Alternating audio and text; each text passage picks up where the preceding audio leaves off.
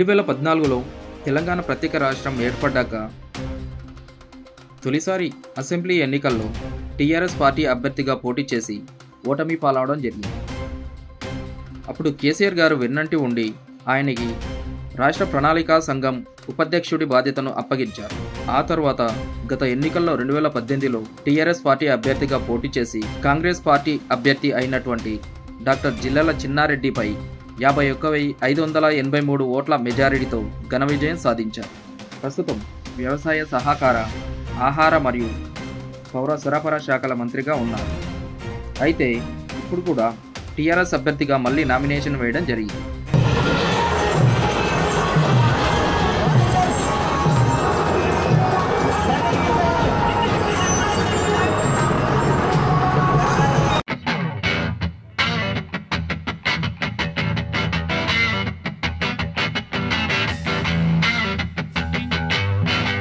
ఇక కాంగ్రెస్ పార్టీ అభ్యర్థి అయినటువంటి తుడి మెగారెడ్డి గురించి చూసినట్టయితే వనపర్తి జిల్లాలో పెద్దమందడి మండలం మంగంపల్లి గ్రామంలో ఒక సామాన్య రైతు కుటుంబంలో జన్మించారు తుడి మెగారెడ్డి గారు.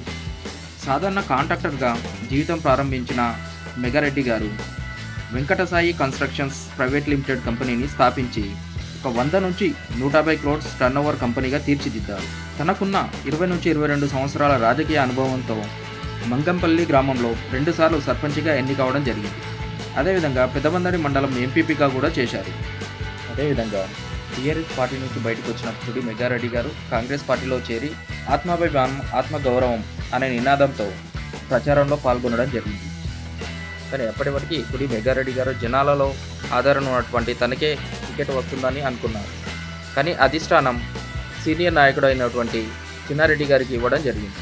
తను ఆశించినట్టుగా కాంగ్రెస్ పార్టీలో పార్టీ టికెట్ లభించకపోవడంతో సొంతంగా ప్రచారంలోకి దిగడం జరిగింది.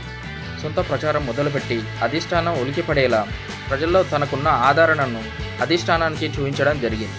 లేదంటే తను రెబల్గా పోటీ చేయడానికైనా సిద్ధంగా ఉన్నానని అధిష్టానానికి విన్నవించుకోవడం జరిగింది. మొత్తానికి అధిష్టానం తుడి మెగారెడ్డి గారికి ప్రజల్లో ఉన్న ఆదరణను చూసి పార్టీ టికెట్ మెగారెడ్డి గారికి ఇవ్వడం జరిగింది. తను సంపాదించిన దాంట్లోంచి చాలా మాటికి ప్రజలకే దానం చేస్తుంటారని జనాలు చెప్తూ ఉంటారు.